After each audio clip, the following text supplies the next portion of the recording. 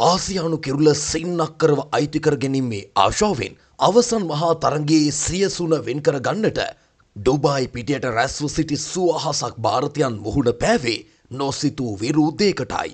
සිය සුපුරුදු ලකුණු මැෂිම පණ ගන්වන්නට කල් ඇතුවම ලකලෑස්ති වී සිටි විරාත් කෝලි නම් කෙරුමක් කාර්යාටද හුංගමින් පෑයූ හීසරය හමුවේ දන නමන්නට සිදුවිය.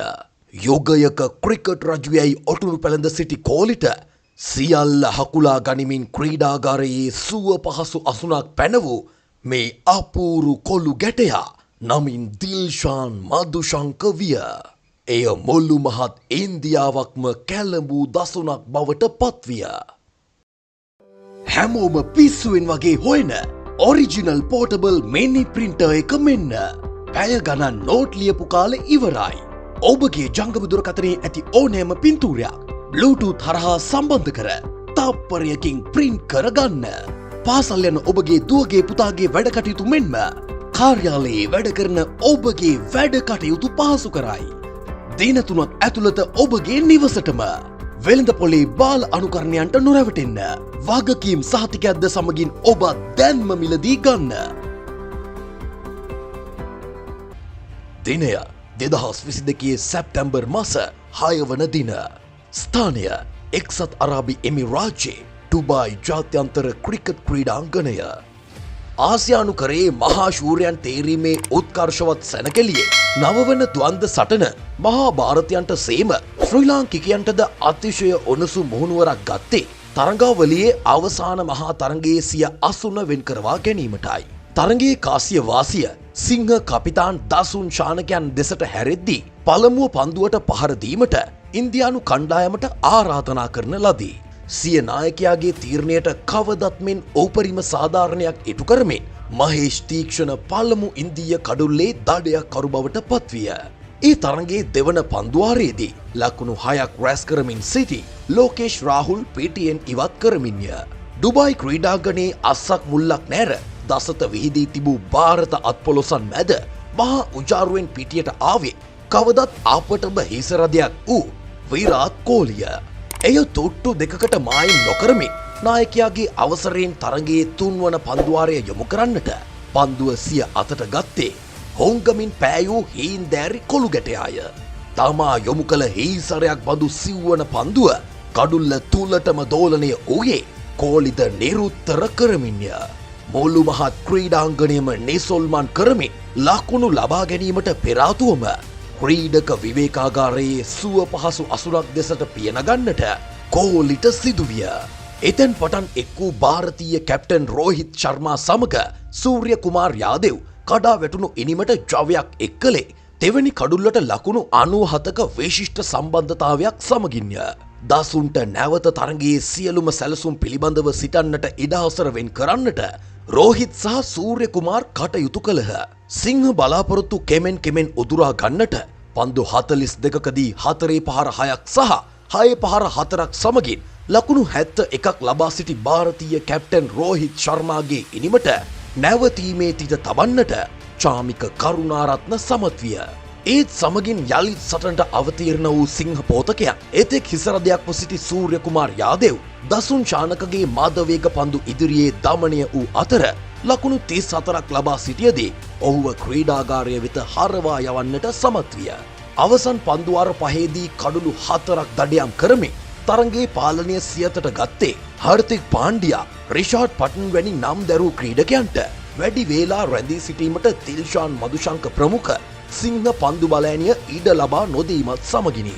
වාමත් පන්දුවෙන් ඉන්දියානුවන් අන්දමන්ද කළ දිල්ෂාන් මදුශංක ලකුණු 24කට කඩුළු 3ක් දැහැ ගන්නට සමත් විය. ඒත් සමගින් නියමිත පන්දුවාර 20 අවසානයේදී ඉන්දිය ඉනිම කඩුළු 8කට ලකුණු 73ක් ලෙස සටහන් විය.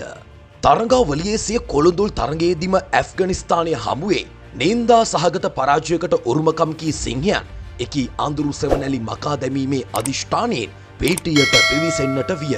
තරමටත් වඩා ලොකුවෙන් ඔලු උදුම්මාගෙන සිටින ಭಾರತೀಯ පන්දු යවන්නන් මාට්ටු කිරීමේ රාජකාරියට පැතුම් නිස්සංකගේ තනියට කුසල් මෙන්ඩිස්ද එකතු විය.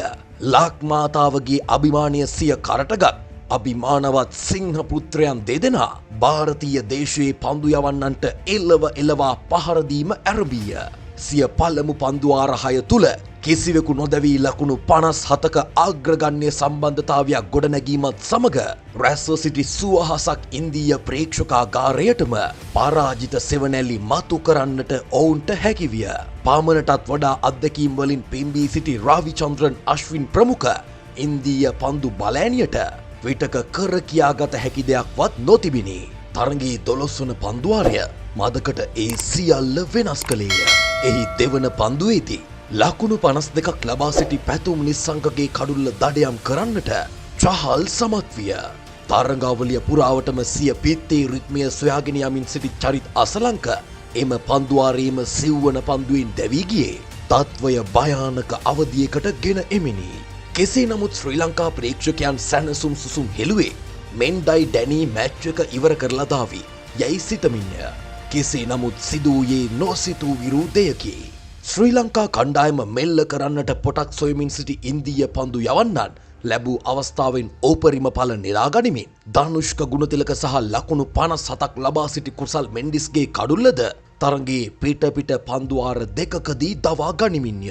ලකුණු 13ක් තුල කඩුළු 4ක් දැවී යාමෙන් සිහිසුන්ව තිබූ සිංහ පිතිකරන බලෑනියේ පණකෙන්දු රැක ගැනීමට පිටියට එක් වූයේ බානුක රාජපක්ෂ සමගින් දසුන් ශානකයන්ය.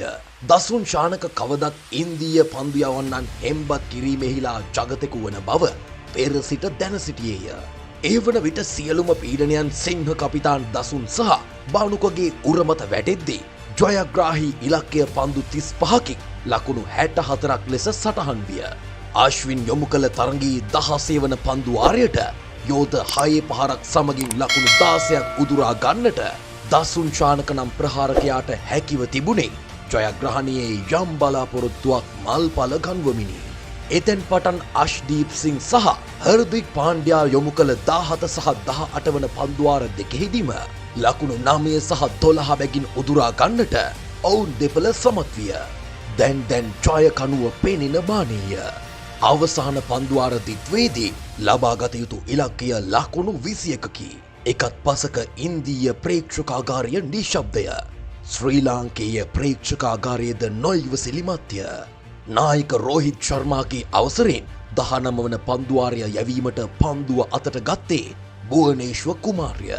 ඔහුගේ පළමු පන්දු දෙකටම ලකුණ බැගින් ප්‍රතිමාරු කරගත් ඔහු මීළඟ පන්දුව වයිට් පන්දුවක් ලෙස පිටියේ විනිසුරු විසින් සලකුණු කරන ලදී.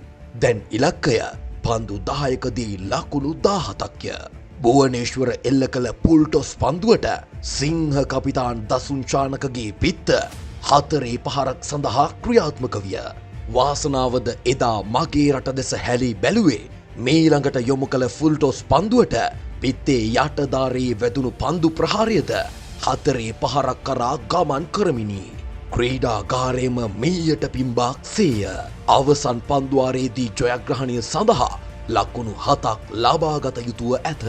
ජයග්‍රහණය සඳහා දැස් දල්වාගෙන බලා සිටි මගේ රටේ සුවහසක් ප්‍රේක්ෂකයන්ගේ හෘද ස්පන්දනය බොහෝතකට නතර වෙද්දී ಭಾರತೀಯ කපිතාන් රෝහිත් ශර්මාගේ දෙනෙත් යොමු වන්නේ අශ්දීප්ගේ වමත් වේග පන්දුව දෙසටය. අවසන් පන්දුවාරයේ පළමු පන්දුවම පොළව සිසාරා යන යෝධ යෝකර් පන්දුවකි. බානුක කෙසේ හෝ එයට එක් ලකුණකින් පැතිමාරු කර ගත්තේය. ඉලක්කය පන්දු 5කින් ලකුණු 6කි. දසුන් ශානකයන් පිතිකරණේය. මුළු මහත් ලාංකිකයන්ම එදා මතකට ආවේ පල්ලෙ කැලේ වීරයාගේ හපන්කම් බව නොරහසකි. අශ්දීප්ද සටන අත්හැරීමට අකමැතිය. මීළඟ පන්දුවද පාදය අසලටම වූ යෝකරයකි. එයද එක් ලකුණකි. ඉලක්කය පන්දු 4කින් ලකුණු 5ක්ය. අශ්දීප් සිං යොමු කළ ෆුල්ලෙන් පන්දුවට ෆ්ලීප් මිඩ් විකට් දෙසට පහරක් එල්ල කළ බානුක වැටි හෝ ලකුණු 2ක් කරා පැතිමාරු කර ගත්තේය. මෙය සැබවින්ම හදවත් රෝග ඇති කරන්නකි. ඉලක්කය පන්දු 3කින් ලකුණු 3ක්ය. පහ ඉන්න සොයා පැමිණි අශ්දීප්ගේ පන්දුව බැක්වර්ඩ් පොයින්ට් දෙසට යොමු කළ බානුක එක් ලකුණක් සඳහා පැතිමාරු කර ගත්තේ සිය නායකයාට තම දේශීය ජයග්‍රහණයේ ජයකනුව දෙසට රැගෙන යාමට ඉඩ දෙන්නටය. ආශ්දීප් සිං යොමු කළ පන්දුවට ශානක එල්ල කර පහර පිත්තේ නොගැටුණු අතර අතිරේක ලකුණක් දෙවීමට උත්සාහ කළේය. රිෂා පටන් කඩුල්ල වෙත විසිකළ පන්දුව පන්දු රකින්නාට නවතා ගැනීමට නොහැකි වූ අතර කවදත් ජයග්‍රහණයට රුසියන් වූ එක් පන්දුවකින් හෝ එය ප්‍රමාද කිරීමට අකමැති වූ සිංහ පෝතකයා තවත් ලකුණක් කරා දිවගියේ මහා ඉහලින් උදම් අනමින් සිටි ඉන්දීය විචාරකයන්ට ඔවුන් හිටි තැන් නැති කරමිනි. ඒත් සමගින් ඉන්දීය කණ්ඩායම තරඟාවලියෙන් දොට්ට විසි කරන්නට සිංහයන් සමත් විය. එදත් අදත් ලක්මව කිසි විටකත් හැල්ලුවට ගත යුතු නැත්තේ ඇයිදැයි ලක්මවගේ සිංහ පුත්‍රයන් කවදත් ඔප්පු කරන්නට හපනෝය.